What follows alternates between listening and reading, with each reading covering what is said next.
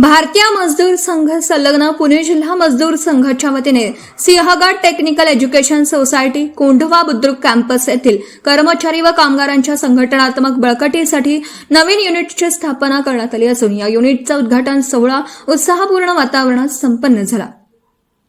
याप्रसंगी पुणे जिल्हा मजदूर संघाचे अध्यक्ष श्री अर्जुन चव्हाण, जिल्हा चिटणीस श्री सागर पवार, अखिल भारतीय ठेका कर्मचारी महासंघाचे सरचिटणीस श्री सचिन मिंगाळे, संघटन मंत्री श्री उमेश विश्वाद, संघटन सचिव श्री बाळासाहेब भुजबळ, श्री निलेश गाडगे तसेच विविध क्षेत्रातील कामगार प्रतिनिधी उपस्थित होते। तसेच उद्घाटक म्हणून नगरसेविका श्रीमती रंजना नानी टिळेकर उपस्थित होते।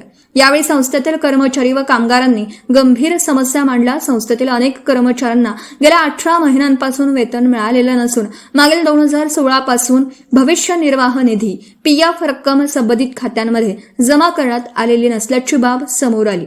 महागाई भत्ता मिळत नाही, त्यामुळे कर्मचारी व त्यांच्या कुटुंबावर मोठं आर्थिक संकट ओढावलं आहे।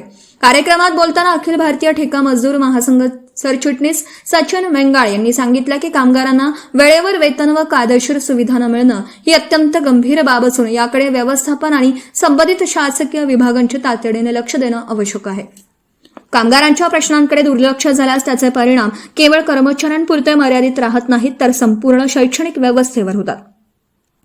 विद्यार्थी आणि पालकांवरही परिणाम। या बैठकीत उपस्थित सागर पवार पालक प्रतिनिधींनी म्हणून आपली भूमिका स्पष्ट करताना सांगितलं की शैक्षणिक संस्थांमधील कर्मचारी व कामगारांच्या समस्या दीर्घकाळ प्रलंबित राहिल्यास त्याचा थेट परिणाम विद्यार्थ्यांच्या शैक्षणिक वातावरणावर होतो। कर्मचारी आर्थिक व मानसिक तणावाखाली काम करत असल्यास संस्थेची सेवा, स्वच्छता, सुरक्षा आणि प्रशासन व्यवस्था प्रभावित होते।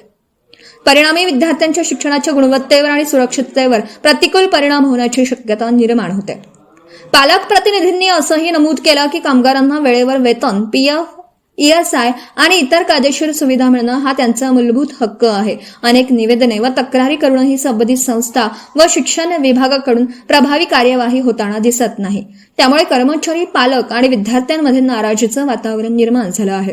शिक्षण विभागाने केवळ शैक्षणिक गुणवत्तेवर भर न देता संस्थांमधील कर्मचारी व कामगारांच्या सेवा, अटी, वेतन, सामाजिक सुरक्षा व कामगार कायद्यांच्या अंमलबजावणीची नियमित तपासणी करणं आवश्यक असल्याचं मत अध्यक्ष अर्जुन चव्हाण व बाळासाहेब भुजबळ यांनी व्यक्त केलं। माता की जय, भारत माता की जय।